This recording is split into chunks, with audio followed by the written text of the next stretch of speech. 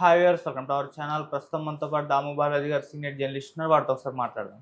Sir నమస్కారం sir. నమస్తే. Sir, అఘోరీకి shock అయితే తగిలింది సార్. అఖిల భారత అఘోరీ సంస్థ అనే ఒక సంస్థ ఈ అఘోరీ అసలు అఘోరే కాదు, దీని పట్ల ఈ విధంగా ప్రవర్తిస్తే మేమే చర్యలు తీసుకుంటామని చెప్పేసి ఆ సంస్థ అనౌన్స్ చేసింది. ఇప్పుడు చాలా మంది చర్చించుకుంటున్నారు, అసలు ఏంటి ఈ సంస్థ, అఘోరాలకు కూడా ఈ విధంగా సంస్థలు ఉంటాయని కూడా అంటున్నారు. మరి ఈ సంస్థకు సంబంధించి మీరేం చెప్తారు? మరి ఎటువంటి చర్యలు తీసుకునే ఛాన్సెస్ ఉన్నాయి సార్ అఘోరీ పట్ల?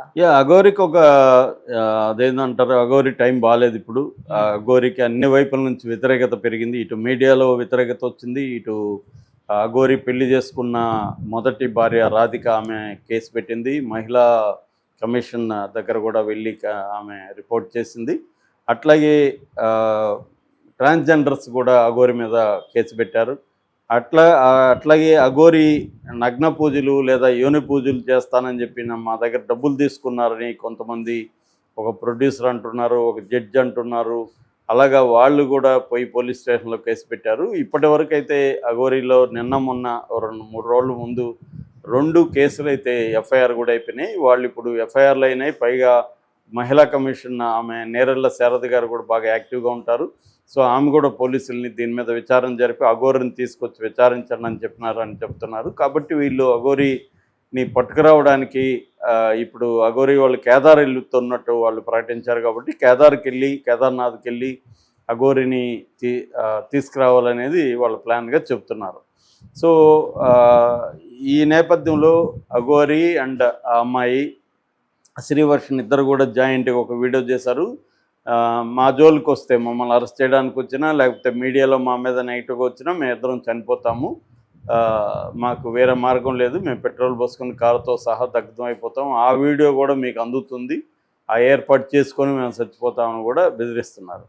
సో ఈ నేపథ్యంలో వాళ్ళు ఏంటంటే, మేము ఇంకా తెలుగు రాష్ట్రాలకి రాము, మేము ఇక్కడే సెటిల్ అయిపోతాము, కేదార్నాథ్లోనే మేము ఉండిపోతాము, ఇంక మీదట మా లైఫ్లో తెలుగు రాష్ట్రాలకి రామని కూడా అఘోరి అనౌన్స్ చేశాడు.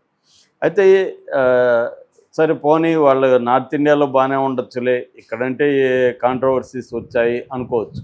కానీ ఇప్పుడు అఘోరికి నార్త్ ఇండియాలో కూడా ఒక పెద్ద షాక్ తగిలింది. నిజానికి చాలామందికి ఇప్పటి వరకు ఉన్న డౌట్ ఏంటంటే, ఈ అఘోరి పేరుతో ఈ ట్రాన్స్జెండర్ చేస్తున్న అరాచకాల్ని అఘోరా వాళ్ళు ఎందుకు ఖండించట్లేదు, అఘోరా సంఘాలు లేవా, వాళ్ళు ఎందుకు పట్టించుకోవట్లేదు అనేది అందరికీ చాలామందికి డౌట్లు ఉన్నాయి.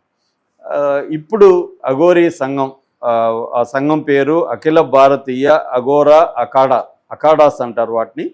సో అఖారా అంటారు హిందీలో, మనం అఖాడా అంటాం. సో అఖిల భారతీయ అఘోరా అఖాడా సంస్థ అధ్యక్షుడు ఆదేశ్ నాథ్, ఆయన లెటర్ ప్యాడ్తో రాసిన ఇది కూడా తెలుగు మీడియాకి అందింది.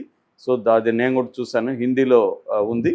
సో ఆయన ఏమంటున్నాడంటే, ఈ అఘోరి శివనాథ్ ఏదో పేరుంది, అఘోరి శివనాథ్ అలియాస్ శ్రీనివాస్ ఈ నాగస్వాదు అసలు అఘోరి కాదు, అఘోరికి సంబంధించిన ఏ దీక్ష ఎవరి దగ్గర అతను తీసుకోలేదు.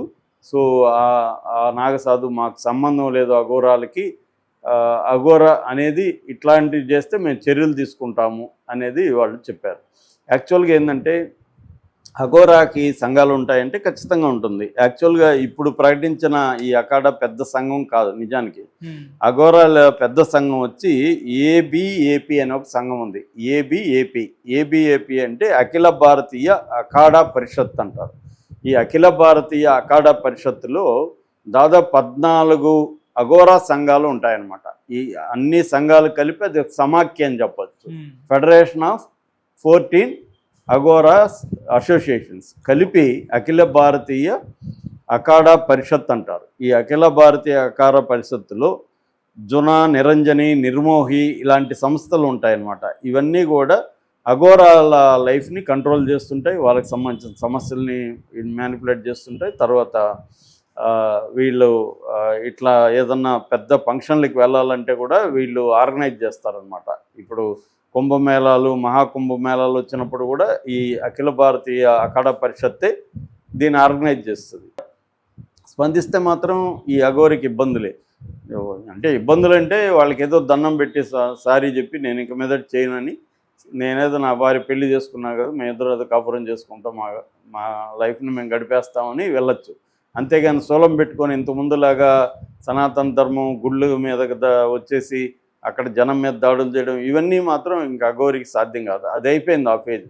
అంటే కొంత టైం ఇచ్చారు, అఘోరి విశృంఖలంగా వెళ్ళిపోయింది. ఒక ఆర్గనైజర్ అతనికి ధైర్యం ఉండొచ్చు, శ్రీనివాస్కి తెలివి ఉండొచ్చు, కానీ ఒక ఒక లిమిట్ ఉంటుంది ప్రతిదానికి కూడా. దేనికైనా కొన్ని పరిమితులు ఉంటాయి, చట్టానికి లోబడి ఉండాలి.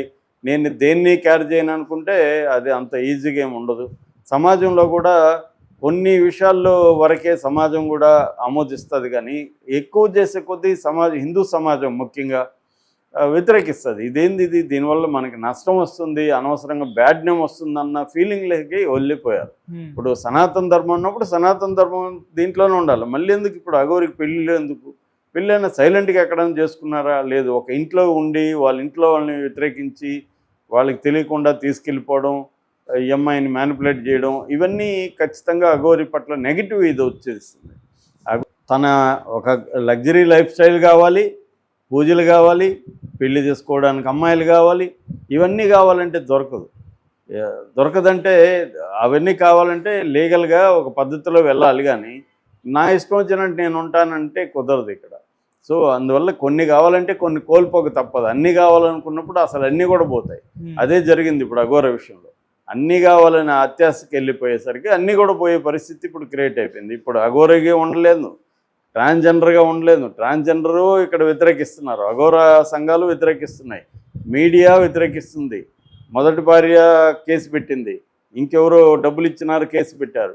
అన్ని వైపుల నుంచి ఒక్కసారిగా అఘోరికి కష్టాలు చుట్టుముట్టాయి. అందువల్ల ఇప్పుడు మేము చచ్చిపోతామని బెదిరిస్తున్నారు. అది కూడా మళ్ళీ కేసు అవుతుంది, 2 కేసులు అవుతాయి.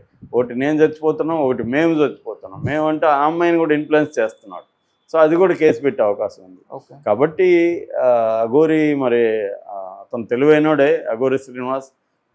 మరి అతను ఆలోచిస్తాడా దీన్ని ఎలా పరిష్కరించుకోవాలనేది, లేదు బెదిరిద్దామని ఎమోషనల్ బ్లాక్మెయిల్ చేయడం అనేది మొదలు పెడతాడా అనేది చూడాలి. ఎందుకంటే ఇది కొంత పెద్ద విషయమే. ఇది పెద్ద సంఘం కానప్పటికీ ఇది ఒక దగ్గర స్టార్ట్ అయినప్పుడు వీళ్ళు కూడా ఆలోచిస్తారు కదా. నేను ఇందాక చెప్పిన అఖిల భారతీయ అఖాడా పరిషత్ వాళ్ళు కూడా ఆలోచిస్తారు కదా. ఎవరో ఆల్రెడీ వాళ్ళు ఏంటంటే మొన్న కుంభమేళాల్లోనే వాళ్ళ సంఘంలో చర్చకు వచ్చింది ఒక విషయం ఏంటంటే, ప్రజల్లో మన పట్ల అనేక అపోహలు ఉన్నాయి, దాన్ని తొలగించడానికి రాష్ట్ర కమిటీ, జిల్లాల కమిటీలు పెట్టాలని కూడా వాళ్ళు ప్లాన్ చేసుకున్నారు. ఎందుకంటే ఆల్రెడీ అఘోరాల పట్ల అనేక అపోహలు, తప్పుడు అభిప్రాయాలు ఉన్నాయి. అఘోరాలు మా శవాలను తింటారని, అఘోరాలు భయంకరంగా ఉంటారని, శాపాలు పెడతారని, వాళ్ళు కోపం వస్తే ఎవరన్నా చంపేస్తారని, ఇలాంటివి ఏవో ఉన్నాయి. నిజానికి అఘోరాలు అవేమీ లేవు. అఘోరా అనే సెక్ట్ మనకి, నేను ఆల్రెడీ దాని చరిత్ర అంతా చెప్పున్నాను 2-3 సార్లు. 4వ శతాబ్దం నుంచి 8వ శతాబ్దం వరకు, క్రీస్తు శకం, ఈ పీరియడ్లో అఘోరా సెక్ట్ అనేది డెవలప్ అయింది. ఆ తర్వాత 18th సెంచరీలో